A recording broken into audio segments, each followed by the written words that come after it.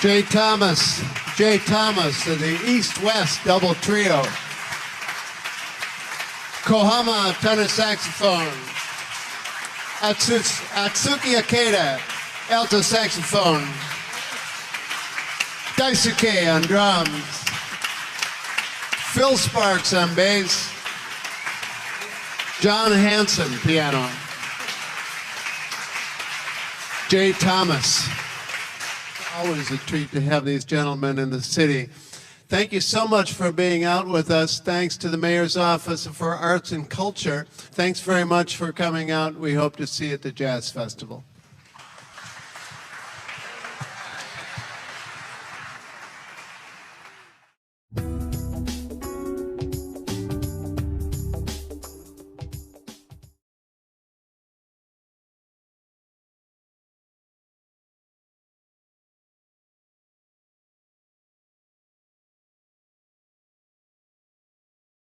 People that we call true believers that strongly support the Tea Party are evangelical. There are 47% that are not evangelical, right? 47% that are not.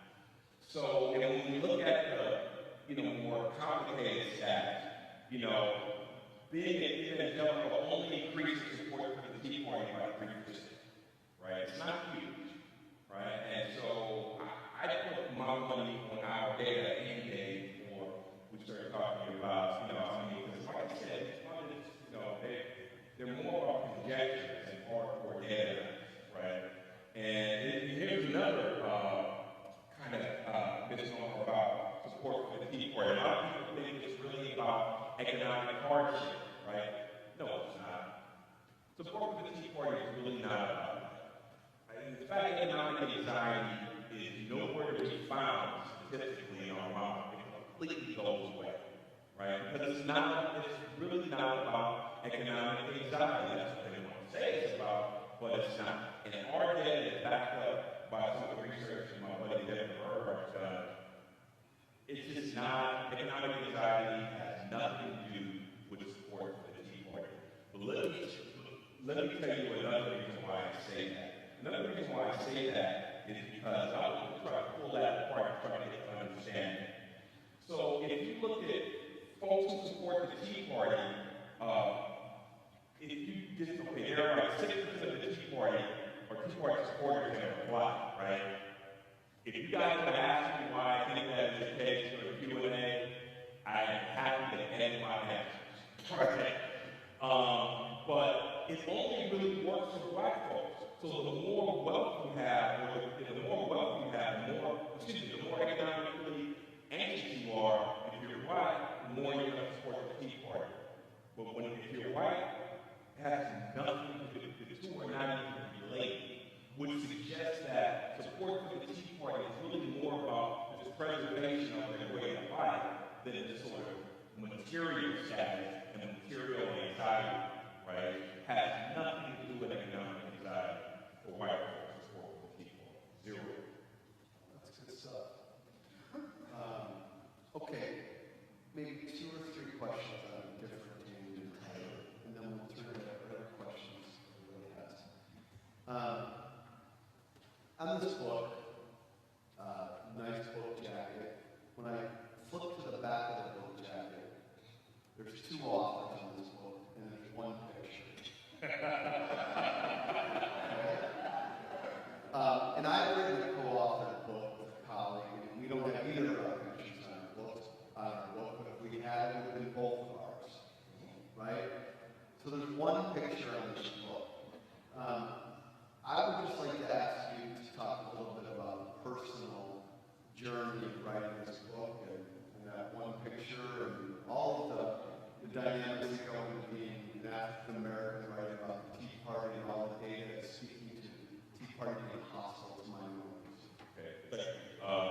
Well, the whole picture thing is, thank you for asking that question. So, bottom line is Matt didn't get his picture in on time. Right, that wasn't gonna happen. So, it's like, no. I see all these other folks, their pictures in their book. I'm like, this might be my last book. I don't know, right? I want to have at least 1 book with my picture on the inside. So that's the story about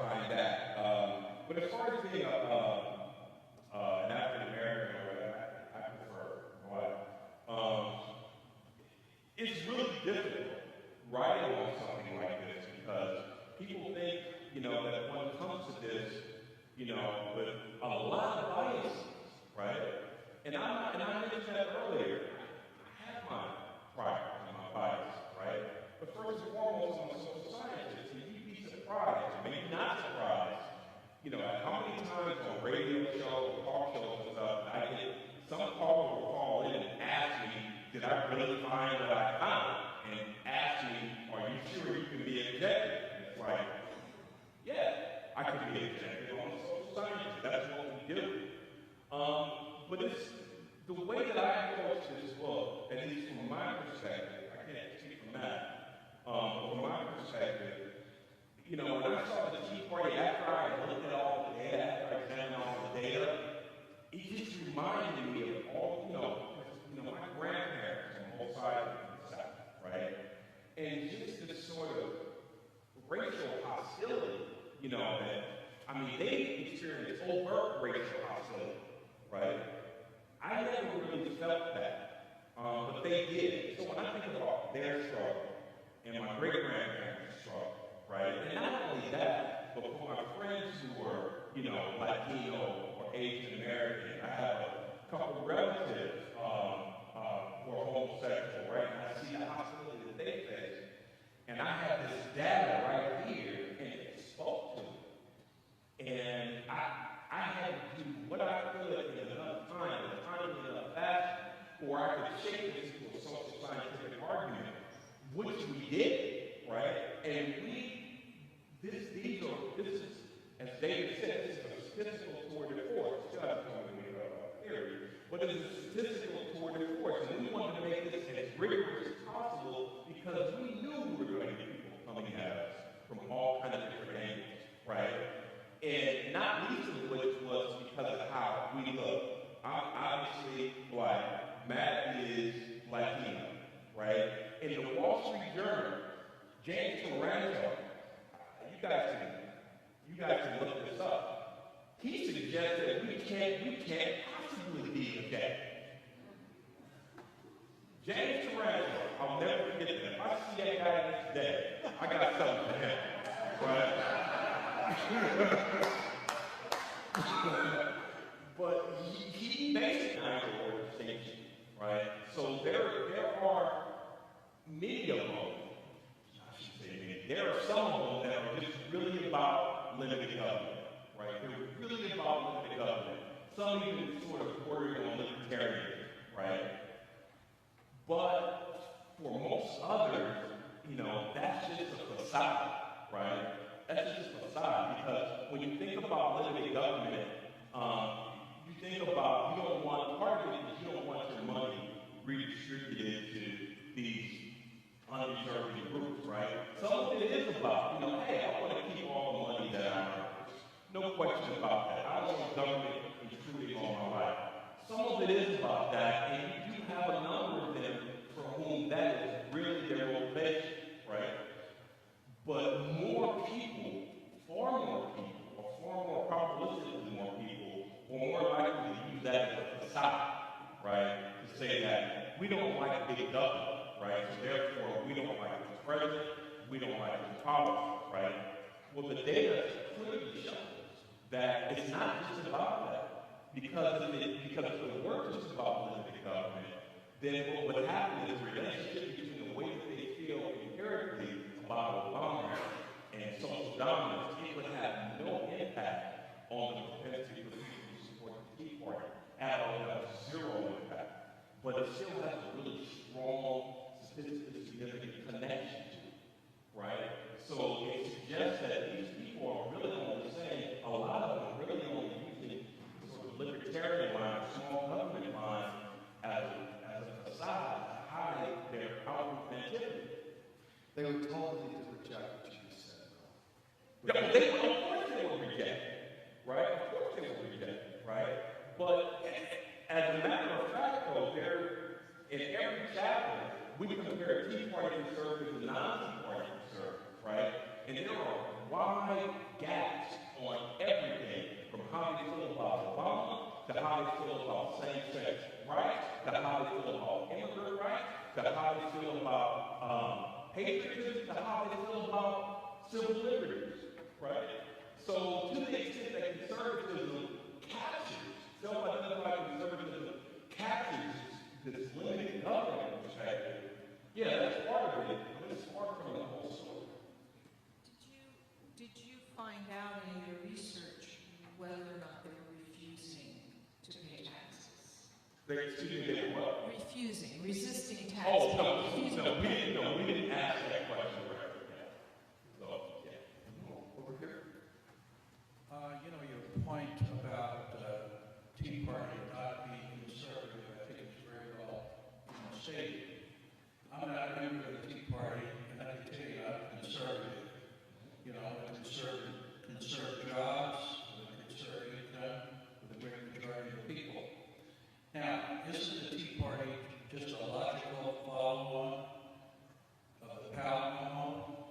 Of the who? Lewis Powell memo of the early 70s, and then all of those conservative, let's call them conservative, but think tanks, well-funded, long duration, focus, and then the media consolidation that followed. If you go around and listen to talk radio, and you go over to Eastern Washington, all you're going to hear is Rush Limbaugh, Sean Hannity.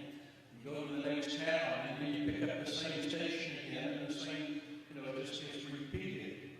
So if you listen to enough of this stuff, and you have certain hot button issues that money has been focused on through focus groups, and this is a lot of people are paying a lot of money to find these hot button issues, and then you got the media out there.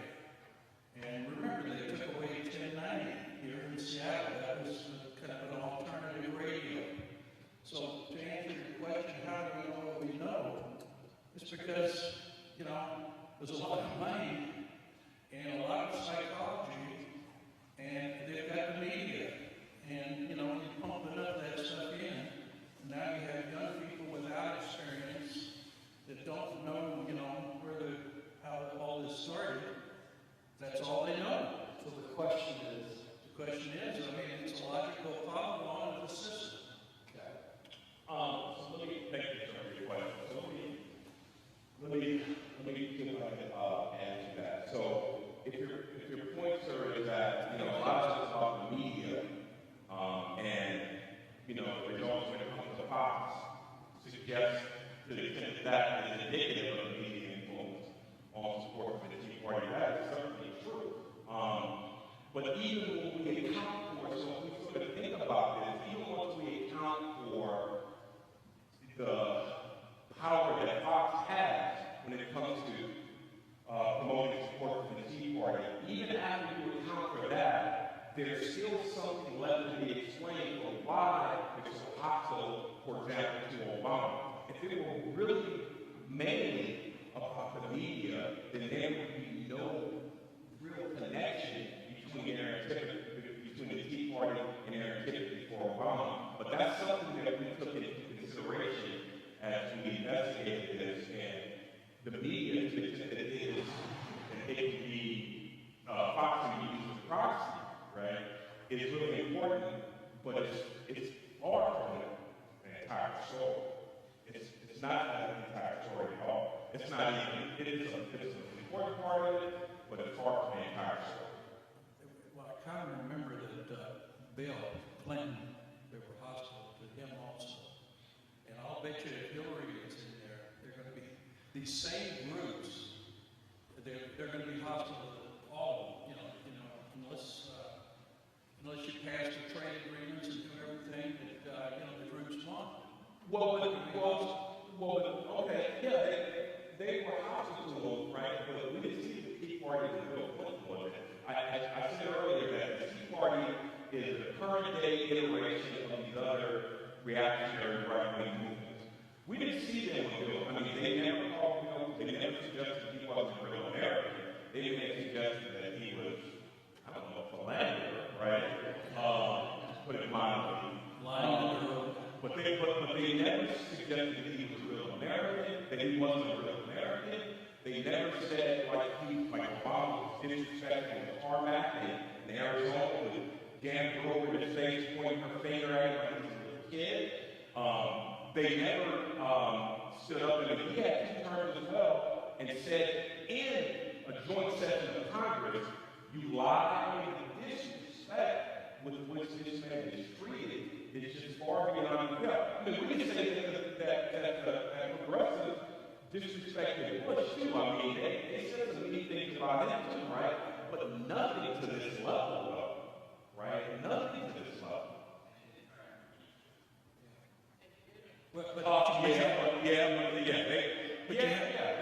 tried to teach you, But you have to remember that all of this consolidation of all of these groups took place under Clinton, and the trade agreements were signed under Clinton, and he auctioned off the airways, and all the monopolists, in other words, nobody challenged any antitrust action, and so the result is where we are right now.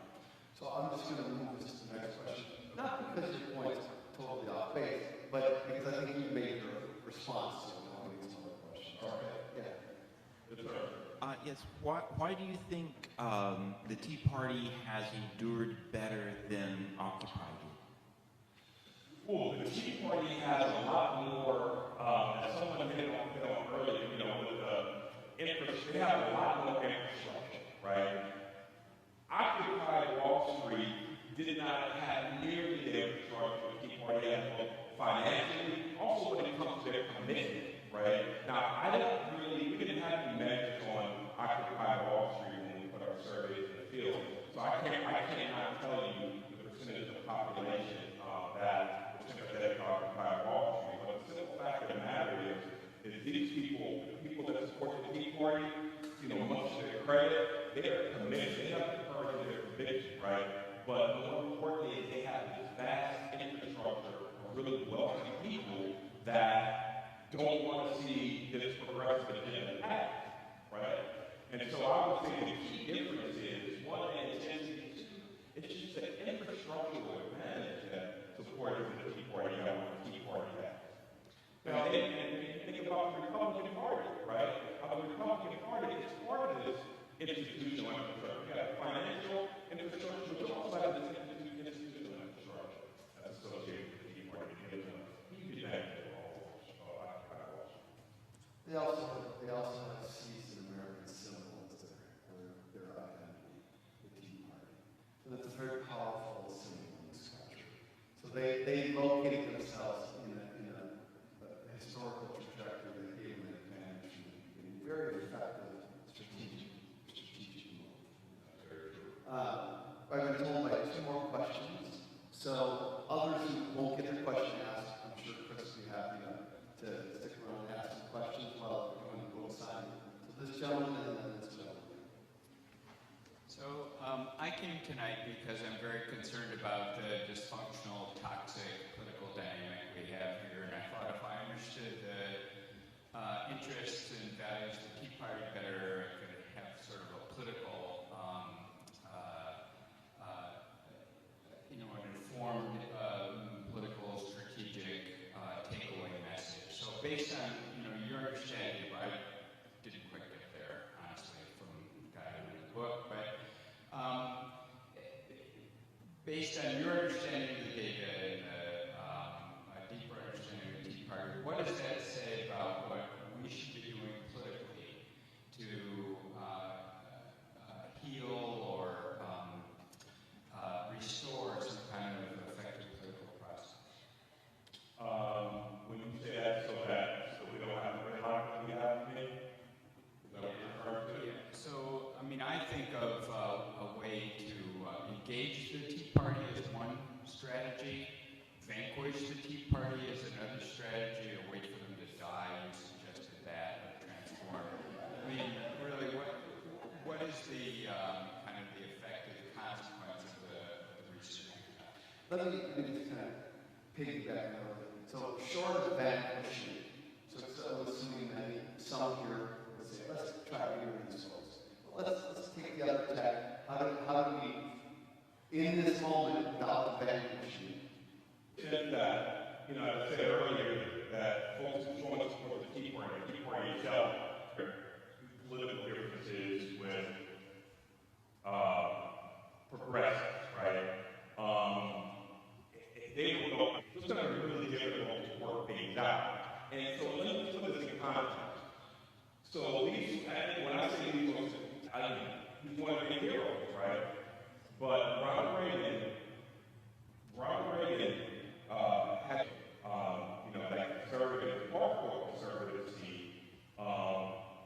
really wasn't there because Reagan passed, he signed off on the Immigration Reform and Control Act that quote unquote gave amnesty to 3 million undocumented people.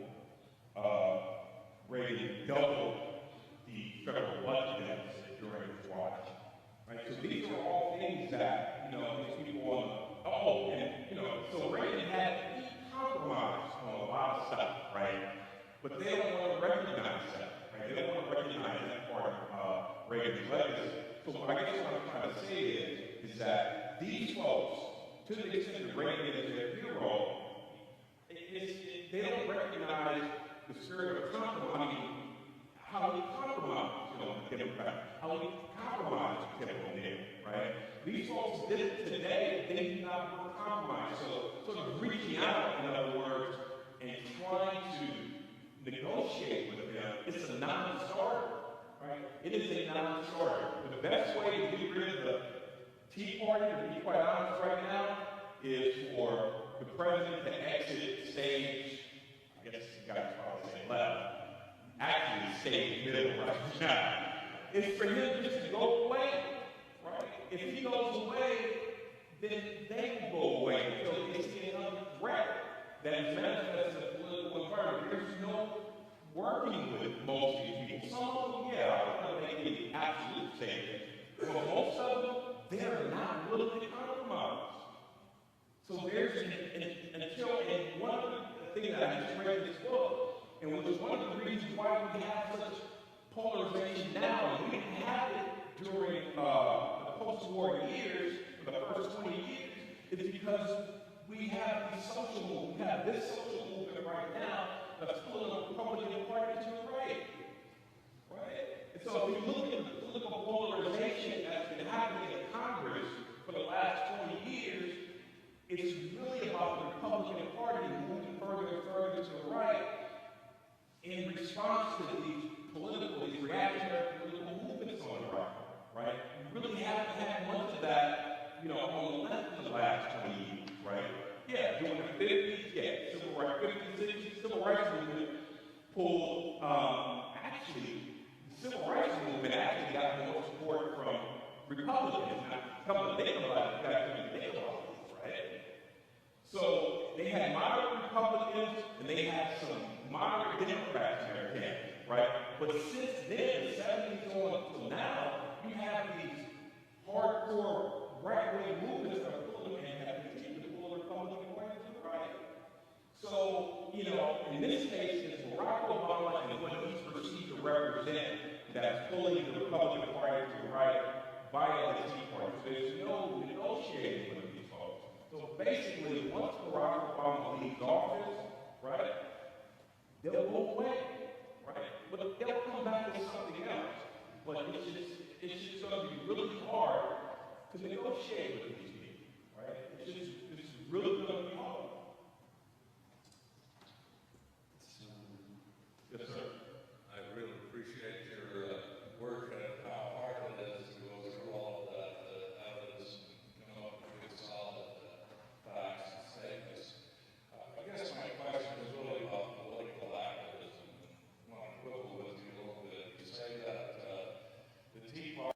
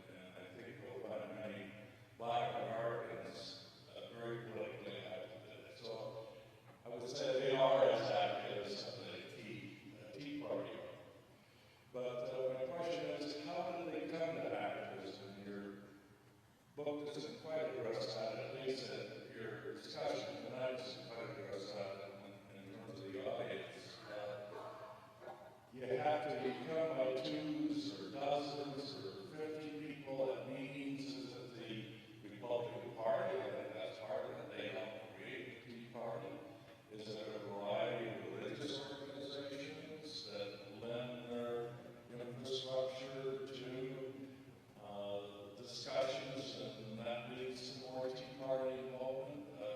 So my basic question is, how does this activist core come to the movement? What draws them? How do they get there? Thank you for your question, sir. So the reason why I would say the Tea Party is probably the most active, well, we think about these society as the most active, that we should show that empirically. Even among conservatives, they're the most politically engaged, they're the most politically knowledgeable, they know about process. How do they come to activism? They're scared. They are truly scared that they are losing their country. That is pushing them to become more active. Let me give you one example. Let me just reference the data here real quick. Chapter 6, and so if we look at, if we compare Tea Party conservatives and non-Tea Party conservatives, voted Republican in the 2010 midterm election. 96% of Tea Party conservatives did, 74% of non-Tea Party conservatives.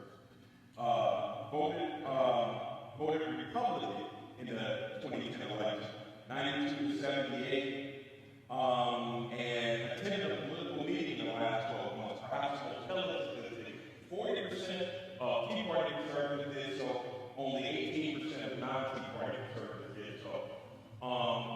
So the bottom line is when we interview these folks, these open interviews, they're scared that they're losing their country. Right? They're losing their country to these groups, or to these people in these groups who are not perceived as being real Americans, right?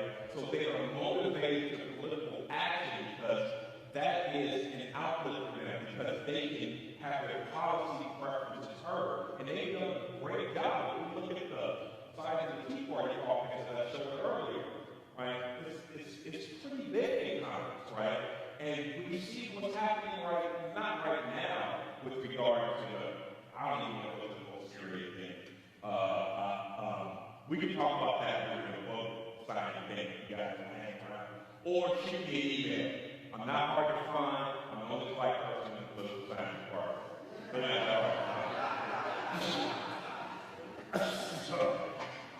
So to answer your question, sir, it's really out of the spirit of anxiety that they feel, right, about the changing demographic face of America, right, that is motivating them to be more active, even more so than other self-identified conservatives, right? That's what has an active. Now, I'm not saying that, the civil rights movement is dead or anything like that, because as you saw, it was a big event last week, right? 50-year anniversary of the March on Washington, right? So I'm not surprised they had the turnout, that they had. But I would still say that the Tea Party, because they are so concerned, Tea Party supporters, because they are so concerned that they're losing their country, right? They continue to be motivated. And so that lends it, that pushes them more and more towards activism, once again, even more so than other self-identified conservatives. I want to get your reaction to one thing and then close with this. The Obama movement of 2006 or 7 was a force on the progressive side. It was met by pushback hard on the right by the Tea Party movement in 2009 and 2010. I studied these things too from a communications perspective. It's my take on this that there is a counter progressive movement that is now coming together that I think is going to be the next movement that is going to carry the day to overwhelm the Tea Party movement. And that is around voting rights. That I think that we have one anniversary this year, which is the March on Washington. Next year is the Civil Rights Act. In 2015 is 50-year anniversary of the Voting Rights Act. I think Hillary Clinton has already signaled that this is going to be her moral issue. Voting rights. She's given 2 take on this is that the currents the Tea Party fights against can be won over by, in mainstream American political thought, under the heading of voting rights, opportunities for all Americans, but not to be cast in racial terms, just in this kind of classic American take. What's your take on that? So the question is what again? Well, the question is that, is there a movement on the left that you think can overwhelm us? It's quite possible. It's quite possible. Now, I'm conjecturing right now. Talk about it, right? So now I'm talking conjecture. I think that if you look at turnout, especially among African Americans in the 2012 election, African Americans had the highest turnout of any racial group. I think it was 66 or 67%. First time over white American, right? Yeah, first time that the black folks were mobilized more so than whites in the history of the country, right? So, and Asian Americans, Latinos becoming more and more mobilized as well. So, if that continues to be the case, and there continues to be some sympathy from progressive whites, then it's possible, right, that there could be sufficient pushback to mitigate this voter suppression surge that's been happening on the right. It's certainly possible, right? Whether or not it's really going to happen, that's ultimately an empirical question. But I do think that's a very good question. I do think it's possible. When we look at the surge in turnout last year, I mean, it was quite amazing. There were a lot of us, and David is one person who was a lot more optimistic. Last time we were on this stage, I sat up here and said, it's going to be really close, the general election, because I am a little more pessimistic than man, right? I don't know why, but I just happen to be a little more pessimistic. And he was right that time, right? And he even got the electoral vote right on the money. I still owe him. I don't know what we bet, but I still owe him. So I think I'm pushing you on this. Do you see any optimism? I do see a little optimism for no other reason, right? I mean, if you really think about this, who the real Americans are, quote unquote real Americans, if we're talking about toleration, if we're talking about opportunity, if we're talking about people who continue to support this country, even though we weren't seen as full citizens, I'm thinking we probably are the real Americans, to be honest with you. I'm just going to put it out there like that. That's what I think, right? In my first book, I talked about how these black men fought in World War II and the Korean War, even though they couldn't vote in the South, right? They couldn't vote. They couldn't drink from the same water fountain as these guys. But they still served their country, right? So, if we're talking about American patriotism and Americanism, it's really about sacrificing, about the observation of these American values, right? Then, I think when this gets to your point about, it's like, no, you're not going to take this from us. We know our history. You are not going to take this from us, right? You're not going to let the Tea Party, we're not going to let these other right-wing groups take our right to vote. It's a symbolic thing, right? Voting for a very long time in American history was seen as the principal symbol of American citizenship, the franchise. And so people know this, right? We know this. Other people of color know this. Progressive whites know this, right? And obviously the people on the radical or reactionary right know this as well, right?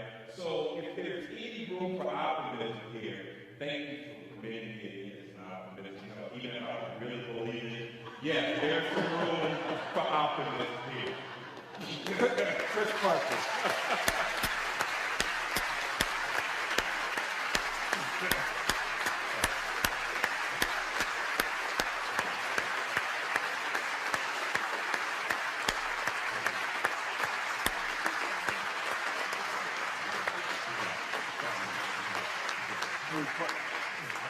books over here. Chris will be signing the book over here. Chris is signing the book over here.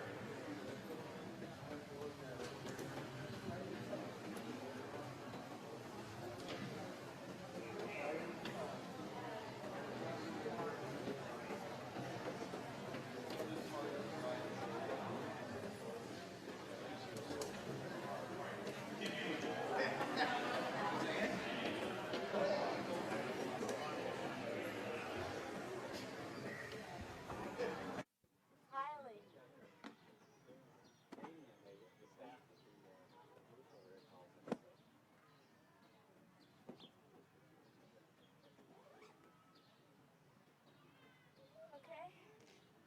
Our turn? Okay. Yeah. He tends to rock it right after those little sparrows. Your turn, John. You're in the hot seat now. Okay. If I hold that. I'll be running out of here. I'm gonna ask you things like this.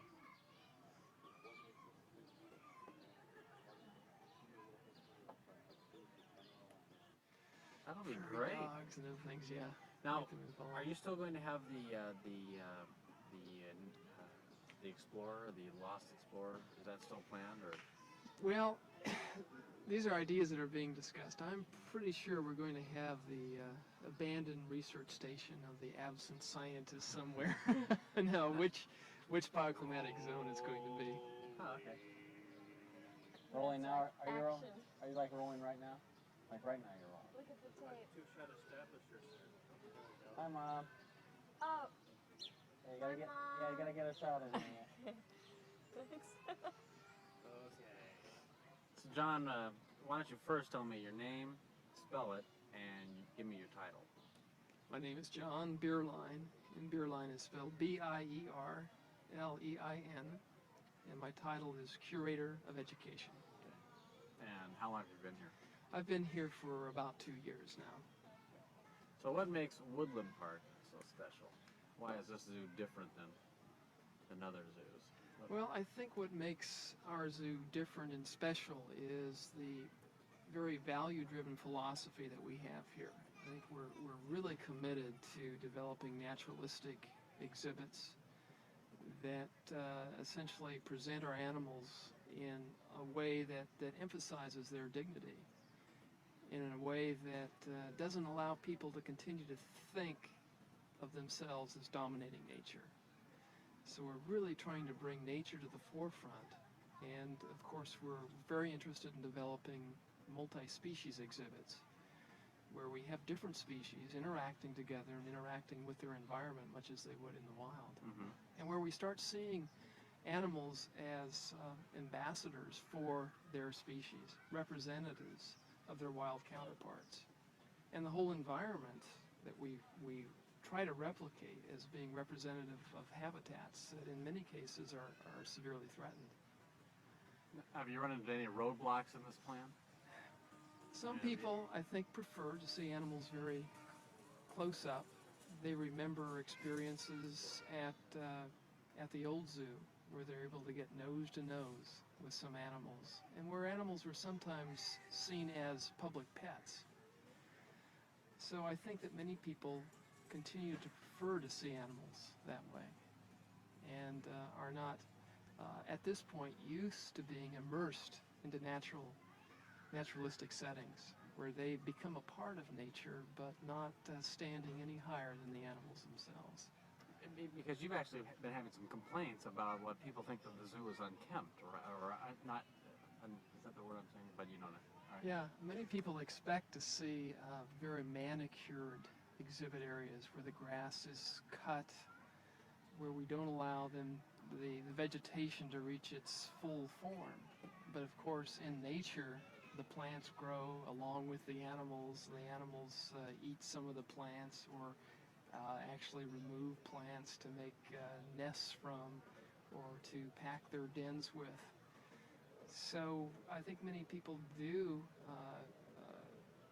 prefer in some ways to see a highly manicured exhibit area where the naturalistic setting really calls for allowing nature to take its course. So what's wrong with the place still? We still, I think, have some artifacts from the past, some old exhibits that are primarily concrete and steel, in which, Okay.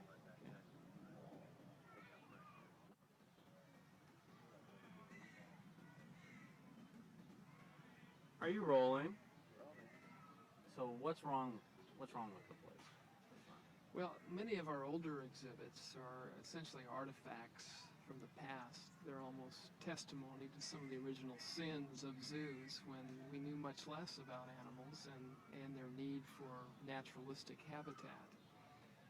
Consequently, they're primarily made of concrete and steel and look to us sometimes like prison cells with very little vegetation in them.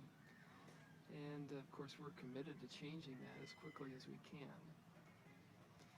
So there are some poor exhibits. We're sometimes referred to as the best of zoos and the worst of zoos. What's in store for the future now? Well, So what are the big plans? we have a lot of work ahead of us. Essentially, we'll be redeveloping the entire zoo.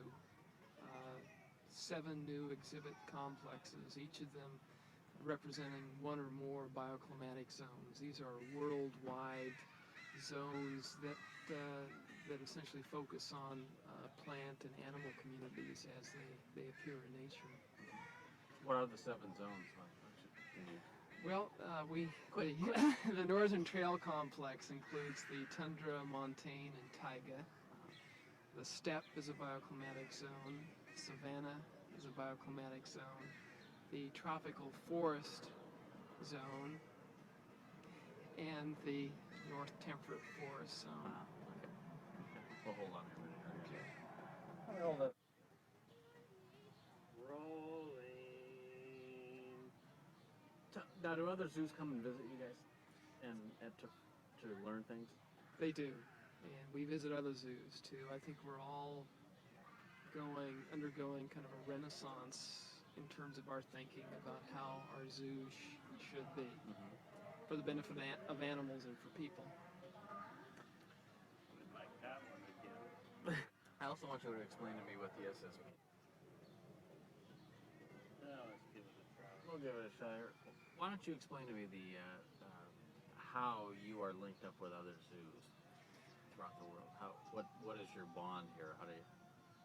I guess through the species survival plan, but you'll have to explain the whole thing here. Yeah, there's a great deal of cooperation now between zoos, and I think one of the most important things we do together is to work within the species survival program, which is a coordinated program among zoos to breed certain endangered species in captivity. And as a consequence, we send animals to other zoos on breeding loan. We receive some animals from other zoos as well. And the idea is to sustain as much biological diversity as we can, with the hope that we may be able to actually reintroduce some of these species into the wild if their habitats are preserved. Now, what are some of the ones that you have? For as far as endangered species? In our SSP program, for example, we have our snow leopards, lion-tailed macaques, golden lion tamarins. Those are 3 species that come immediately to mind at our zoo. Okay. And so you'll put together a program, and then you'll try and actually reintroduce these species in the population. How much success have you had? Well, there has been some. And how new success. is this? It's relatively new. Of course, it doesn't make sense to reintroduce animals to the wild unless you're fairly certain that their chances for survival are high. That means that the habitat has to be adequately protected. And of course, that relies on political and legislative factors in other countries. And it also demands that we know something about the behavior of these animals. And sometimes zoos can obtain at least some behavioral data that might be useful as we plan reintroduction programs. It's hard to extrapolate from what you observe among animals in captivity to know for sure, but a little bit of knowledge assists us, I think, as we start looking ahead to the possibility of reintroducing animals to the wild. So what's the future of wildlife in the wild anyway? I mean, what's the Okay. We're not doing endangered species. Yeah, you're right. Why is a zoo important to a community? Well, I think the zoo is important to community for a number of reasons. I think it serves as a symbol of hope for those of us who are concerned with wildlife. It's also a mirror of the global society in which we're becoming a part. It represents habitats in a number of countries. It reminds us of the importance of preserving wildlife that may not be in our own backyard. And we as American consumers can do certain things to help ensure that habitats are preserved, whether that's becoming involved with conservation organizations that do specifically that, or whether it means just changing our lifestyles as consumers a bit so that we lessen the impact we have on resources that may be far beyond the boundaries of our own home country. So I think in a sense that our importance is becoming as a tool for public education. I think we're also important as a captive breeding center for certain endangered species too. I think that's very important. So our conservation role really comes in two very major thrusts currently: captive propagation, public education. At the same time, we're trying to offer ourselves as a resource for research, primarily non-invasive behavioral research, so we can learn something more about these animals, many of which have just not been studied very thoroughly in the wild. Their habitats are difficult to get to in many cases, or it's just been impossible for scientists to collect data. One last question here. How can people get involved with Woodland Park here? What can they do if somebody wanted to get involved? Well, people can become involved in a lot of different ways. Okay. What can people do if they want to get involved with the zoo? There are many things they can do. They can become a member of the zoo, which means purchasing Can a... I cut in for a second? Sure. Can you start off saying people can get involved in the zoo by Okay. taking from there? Okay, let me think what I'm going to say. No, I mean, See, I because we're not rambled to gonna- think about what I'm going to say next. Okay. Because we're not going to have his question in, so I want you to Okay. kind of incorporate the question in your answer. People can get involved there. Yeah. Yeah. Thank you. Makes sense. Yeah. Jim Johnson has just been great to Yeah, work with. yeah, he's really a nice guy. Really. We're rolling. Okay, last time. You have to tell me how people are going to get involved with this. People can get involved in our zoo by becoming members, which means purchasing a family pass so they can visit the zoo as many times as they wish during a year with family and with as many as 2 guests. That money helps us in improving our zoo. They can get involved as volunteers. They can get involved in helping us with our educational program. We've got lots of docents, education volunteers who take programs out to school classrooms or conduct tours.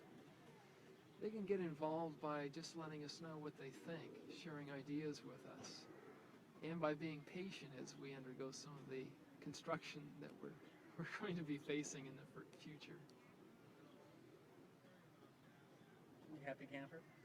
Locally to make a difference. Okay. You're on.